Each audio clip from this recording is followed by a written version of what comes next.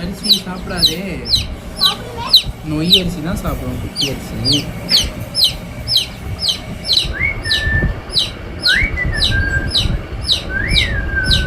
அமைதியா இருக்கால, நீ ஏன் கத்தினே இருக்கிற? அமைதியா இரு. நம்ம கருப்பன் எவ்வளோ அமைதியா இருக்கான். கருப்பன் அமைதியா இருக்கான்ல. கத்தாதடா, கத்தாத.